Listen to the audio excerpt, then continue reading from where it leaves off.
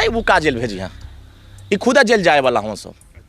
ये तो जइबे करेंगे, इनके आका भी जाएंगे, श्री अखिलेश यादव जी जेल जाएंगे कि 17 में तो 47 पर पहुंच गए थे और 2022 में 125 पहुंच गए थे, 2027 में 25 पर भी आना मुश्किल हो जाएगा। जब इस पार्टी का गठन नहीं हुआ था तो उस वक्त राजभरों की क्या स्थिति थी और आज 2026 में हम खड़े हैं, कैबिनेट मिनिस्टर हैं आपके पिता और आप भी चुनाव लड़ने की तैयारी में हैं, तो आज की दशा। तब उस समय श्री राहुल गांधी ने कहा कि गोजर एक होता है, अगर उसका एक टांग टूट जाएगा तो गोजर चलना बंद नहीं करेगा। तब माननीय ओम प्रकाश राजभर ने कहा कि जब सारे टांग टूट जाएंगे तो आप लड़खड़ाते हुए चलोगे तो कोई पूछने वाला नहीं मिलेगा।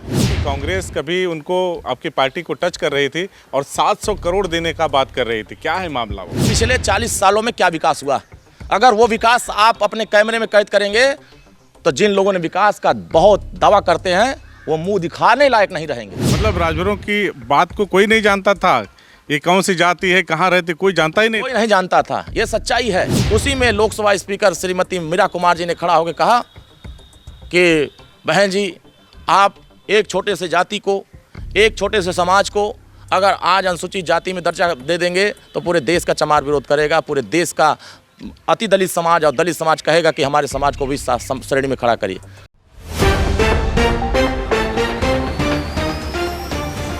कैबिनेट मंत्री और सुभाषपा सुप्रीमो ओम प्रकाश राजभर जी के बेटे अरुण राजभर जी हमारे साथ हैं, अतरौलिया विधानसभा से ताल ठोक रहे हैं।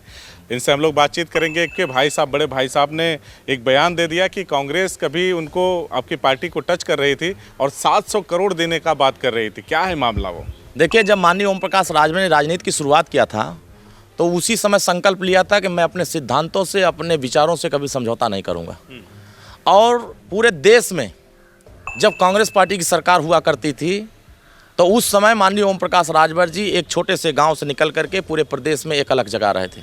और उस अलग जगाते हुए बहुत सारे नेताओं का दिमाग, बहुत सारे नेताओं का निगाह जब माननीय ओम प्रकाश राजभर जी पड़ा कि ये गरीबों के बीच में, वंचितों के बीच में, दलितों के बीच में, पिछड़ों के बीच में ये एक ऐसा आवाज़ बन रहा है, इसकी आवाज़ को दबाने के लिए, इनकी आवाज़ को कमज़ोर करने के लिए इनके साथ समझौता किया जाए और इनकी आवाज़ को दबाया जाए। और समझौता किस प्रकार का? माननीय ओम प्रकाश राजभर जी कहा करते थे जब कांग्रेस पार्टी की सरकार थी कि उस समय हमारे समाज के लोग 17 जातियों के लोग अनुसूचित जाति में जाने के लिए परेशान थे। और उस समय मीरा कुमार जी उसमें लोकसभा स्पीकर हुआ करती थी और उन्होंने माननीय ओम प्रकाश राजभर जी को मोतीलाल वोरा, सलमान खुर्शीद, राजेश प्रताप त्रिपाठी और तमाम ऐसे कांग्रेस के लीडर थे जो उस समय विदेश मंत्री या फला मंत्री हुआ करते थे, निर्मल खत्री जैसे लोग थे। तो वो सभी लोगों ने माननीय ओम प्रकाश राजभर जी को घेर करके कांग्रेस पार्टी के यहाँ पहुँचाने का प्रयास किया कि हमारे दरबार में हमारे पास आइए और हम लोग मिल करके इस आवाज़ को मजबूत किया जाए। लेकिन मुझे नहीं पता था, माननीय ओम प्रकाश राजभर जी को ये नहीं पता था कि ये बड़े लोग इन छोटे लोगों को किस तरह कुचल देंगे, किस तरीके से इनकी आवाज़ दबा देंगे। उस समय नया नया जोश था, वो वहाँ पहुँच गए और वहाँ जाने के बाद जब इन्होंने अपने सिद्धांतों की बात करना शुरू किया, अपने अधिकारों की बात करना शुरू किया, तो कांग्रेस पार्टी के चेयरपर्सन उस समय थी श्रीमती सोनिया गांधी जी। उन्होंने कहा कि राजभर जी आप क्या चाहते हो? तो उन्होंने कहा कि हम यही चाहते हैं कि हमारे समाज को अनुसूचित जनजाति का दर्जा मिल जाए। अब पूरे देश में 4.5% आबादी है, ये आज भी सामाजिक रूप से दबे हुए हैं, शैक्षणिक रूप से कमज़ोर हैं, आर्थिक रूप से कमज़ोर हैं, ये राजनीतिक रूप से भागीदार नहीं है। अगर हम अनुसूचित जाति में चले जाएंगे तो समाज का हमारा तबका आज आगे बढ़ेगा और विकास की उन्नति पर जाएगा। उनको ये बात समझ में आई तो उन्होंने कहा ये राजभर कहाँ पाए जाते हैं? उन्होंने कहा कि ये राजभर कितनी संख्या में है? तो माननीय ओम प्रकाश राजभर ने इनको संख्या भी बताया और किस जिले में रहते हैं, किस प्रदेश में रहते हैं। जब इनको बताया तो उन्होंने कहा आज तक मुझे कोई नहीं बताया। उस समय की श्रीमती बात कर रहे हैं, मतलब राजभरों की बात को कोई नहीं जानता था, ये कौन सी जाति है, कहाँ रहती, कोई जानता ही नहीं, कोई नहीं जानता था, ये सच्चाई है। उन्होंने ये बताया कि आज तक मुझे कोई नहीं बताया और आप हमारे यहाँ दिल्ली आए हैं और आप ये बता रहे हैं कि इतनी संख्या में रहते हैं। हम लोगों ने दिल्ली की सरकारें बनाई, प्रदेश की सरकार बनाया, लेकिन कभी किसी ने नहीं बताया कि इतने % राजभर रहते हैं।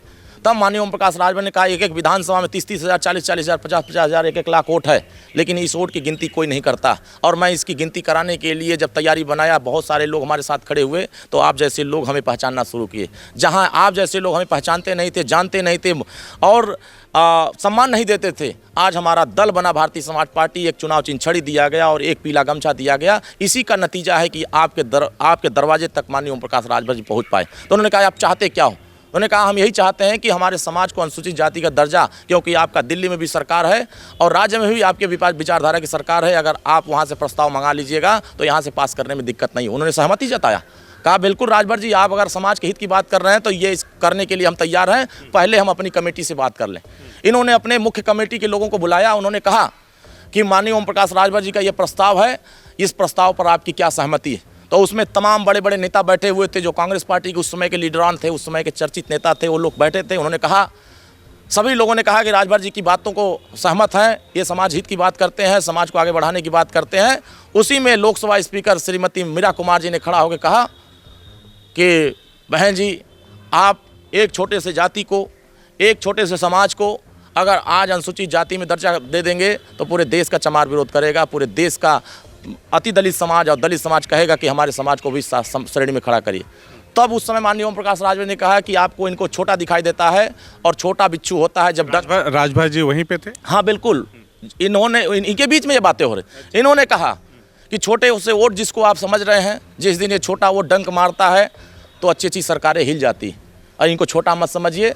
तो श्रीमती सोनिया गांधी जी ने कहा कि राजभर जी आप बाहर जाइए, हम इन टीम के लोगों के बीच में बात करेंगे।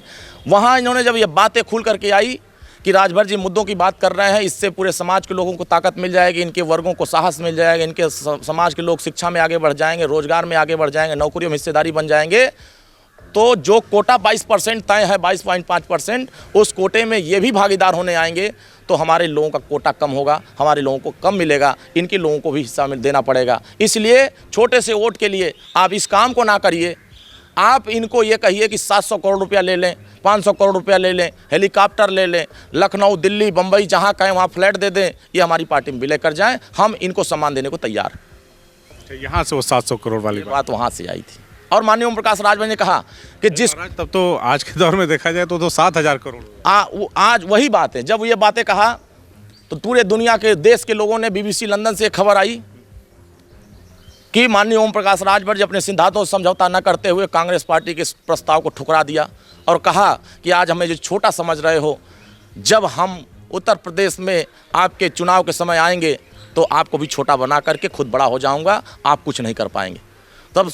तब उस समय श्री राहुल गांधी ने कहा कि गोजर एक होता है, अगर उसका एक टांग टूट जाएगा तो गोजर चलना बंद नहीं करेगा। तब माननीय ओम प्रकाश राजभर ने कहा कि जब सारे टांग टूट जाएंगे तो आप लड़खड़ाते हुए चलोगे तो कोई पूछने वाला नहीं मिलेगा। और उसी समय ये संकल्प हुआ था कि जिस कांग्रेस को ये घमंड है कि हम उत्तर प्रदेश में अपने दम पर अपनी ताकत बना लेंगे, आज उत्तर प्रदेश में 2 विधायक की हैसियत में कांग्रेस पार्टी खड़ी हो गई, जो एक समय सरकार बनाती थी।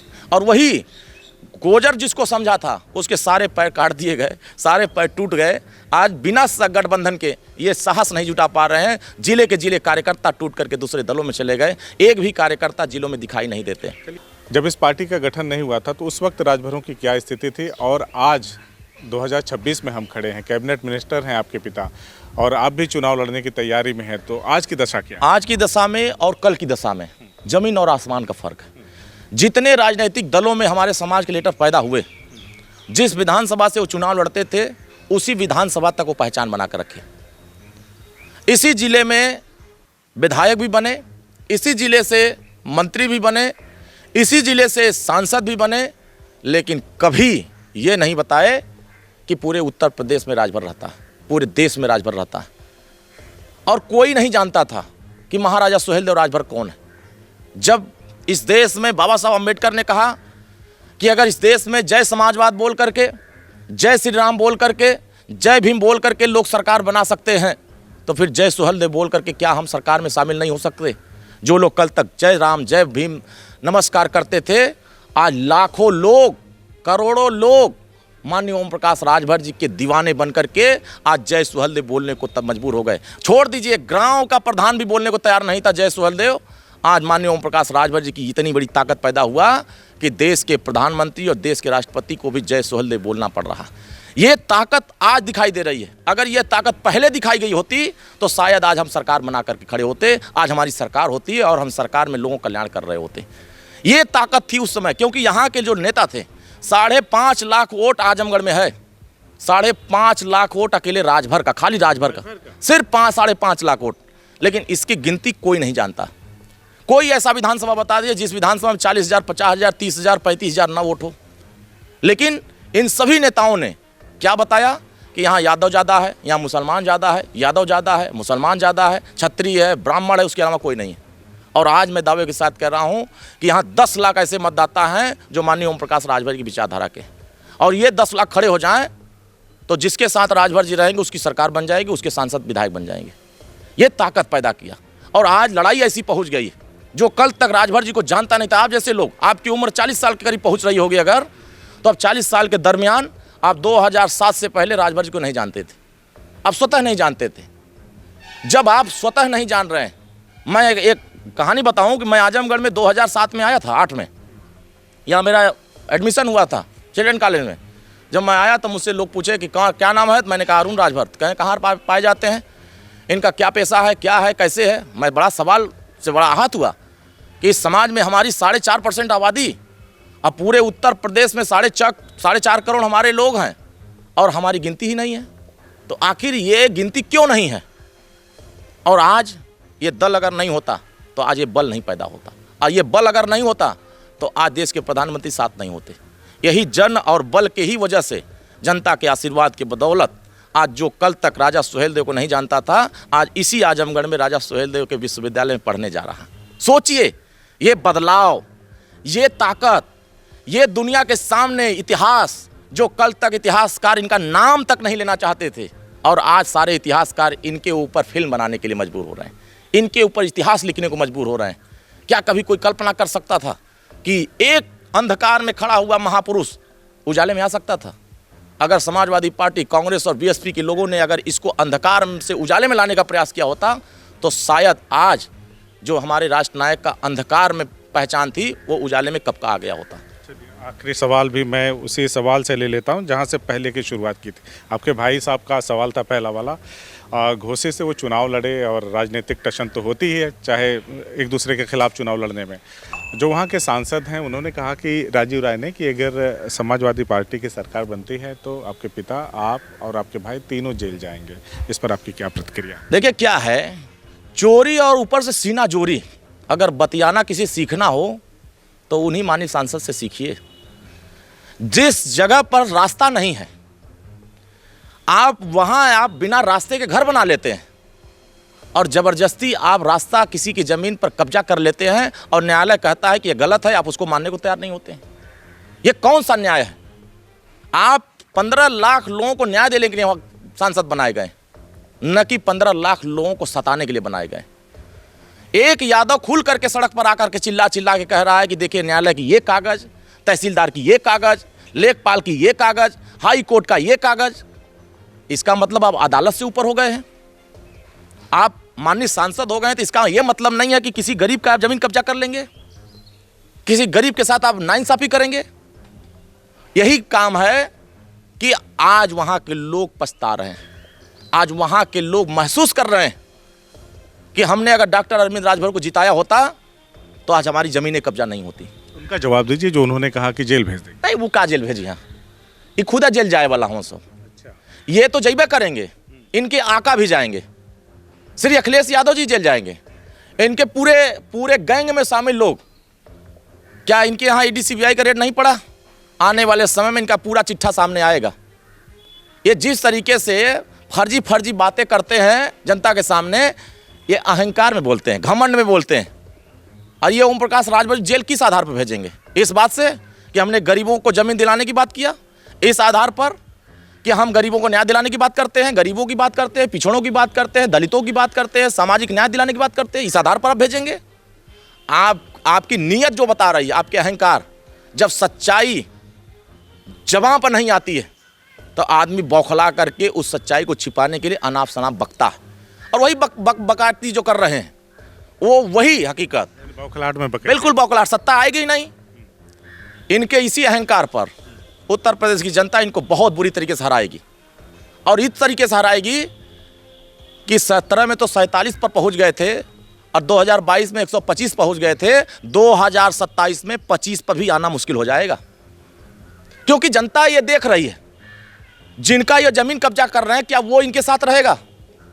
जिन लोगों का अतरौलिया विधानसभा में जमीन कब्जा किए हैं, क्या उन लोग छोड़ देंगे इनके साथ? क्या इनके साथ रहेंगे? जिन लोगों को थाने पर पिटवा दिया गया, क्या इनके साथ रहेंगे? जिन लोगों को फर्जी मुकदमे में फंसा करके प्रताड़ित किया गया, क्या ये उनके साथ रहेंगे? जिन लोगों को अंधकार में रखा गया, उनके यहाँ बिजली नहीं पहुंचने दिया, क्या वो उनके साथ रहेंगे? जिन लोगों के गांव में नालियां नहीं बनाई गई, जिन लोगों के यहाँ सड़क नहीं बनने दिया गया, जिन लोगों के गांव पर जाने के लिए रास्ता नहीं है, वो वोट देंगे या उनका साथ देंगे? ऐसे बहुत सारे लोग हैं, हजारों लोग मुझे मिले। मैं प्रतिदिन 1000 लोगों से मिलता हूँ, 1000 लोगों से प्रतिदिन मिलता हूँ। आपके इन आरोपों पे तो मैं अपनी तरफ से बस यही कह सकता हूँ कि अब हमें गांव का रुख करना पड़ेगा कि जो आप आरोप लगा रहे हो कितने सही। मैं दिखाऊंगा आपको, आप जाएंगे तो आपको विशेष रूप से रास्ता दिखा दिया जाए कि यहाँ चलिए, हमारे साथ चलिए। मैं गांव दिखाऊंगा और विकास दिखाऊंगा, हकीकत कि पिछले 40 सालों में क्या विकास हुआ। अगर वो विकास आप अपने कैमरे में कैद करेंगे तो जिन लोगों ने विकास का बहुत दावा करते हैं वो मुंह दिखाने लायक नहीं रहेंगे, क्योंकि यहाँ की जनता त्राही त्राही कर रही, परेशान है, दुखी है। ये अपना फोटो और वीडियो नहीं बनवाना चाहती, ये अपना काम कराना चाहती, सम्मान पाना चाहती, न्याय पाना चाहती, सुरक्षा पाना चाहती।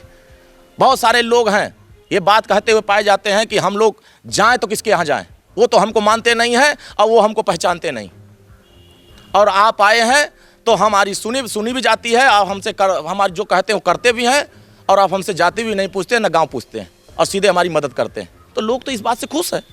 जहाँ खुशी है वही लोगों को राह दिख रहा है। तो राह ऐसा दिख रहा है, वो बदलाव का राह दिख रहा है, परिवर्तन का राह दिख रहा है कि आने वाले 2027 में यहाँ बदलाव होकर रहेगा। कोई ताकत नहीं है जो इस बदलाव को करने से रोक देगा। सारे घमंड खत्म हो जाएंगे, सबके घमंड खत्म होंगे। यहाँ हर वर्ग, अगड़ा हो, पिछड़ा हो, दलित हो, मुसलमान हो, वंचित हो, सारे वर्ग उब चुके हैं, उमस में हैं। जैसे इसमें गर्मी में उमस हो रहा, वैसे ही यहाँ के लोगों का विकास देख करके लोगों के अंदर उमस हो रही है कि जल्दी से ये समस्या खत्म हो, और इस समस्या को निपटाने के लिए सारे लोग लगे। चलिए, आपके इन दावों पर अतरौलिया की जनता ही बताएगी कि असली सीन क्या है और कौन यहाँ से जीत करके निकलेगा, क्योंकि चुनावी समर है 2027 का। नेताओं के अपने अपने दावे हैं। बहरहाल आपने हमें अपना कीमती समय दिया, इसके लिए आपका बहुत बहुत शुक्रिया, आभार। बहुत बहुत धन्यवाद। आपके दर्शकों को भी धन्यवाद। आपके दर्शक इस चीज़ को समझें और महसूस करें, इसको लाइक करें, शेयर करें, बहुत दूर तक पहुंचाने का काम करें, ताकि जनता को उनकी बातें उन तक पहुंच सके। क्या तू सच में जा रही है? नहीं, तू पापा को तो जानती है ना, पता नहीं। बचपन से मुझे डॉक्टर बनना है, मेरा सपना अधूरा रह भी जाए तो यहाँ किसे फर्क पड़ता है? दीदी, मुझे फर्क पड़ेगा, बहुत मजा आएगा। तेरी तो अरे अरे अरे अरे अरे अरे ऐसे कैसे मेरी गुड़िया का सपना अधूरा रह जाएगा? वो तो सबसे बड़ी डॉक्टर बनेगी। बाबा, उसके लिए घर से दूर जाना पड़ता है। और अगर मैं कहूँ अब कहीं दूर जाने की जरूरत नहीं, तो आकाश इंस्टीट्यूट लेके आए नीट और जेईई की तैयारी अब हमारे घर के पास। अब हमारी बिटिया भी डॉक्टर बनेगी और हमारे शहर का नाम आकाश तक पहुँचाएगी। बाबा, मैं भी आकाश से तैयारी करके इंजीनियर बनूंगा। आकाश इंस्टीट्यूट लेके आए हैं 36 सालों के तजुर्बे के साथ नीट और जेईई की शानदार तैयारी का मौका अब आपके घर के पास, आपके अपने शहर में।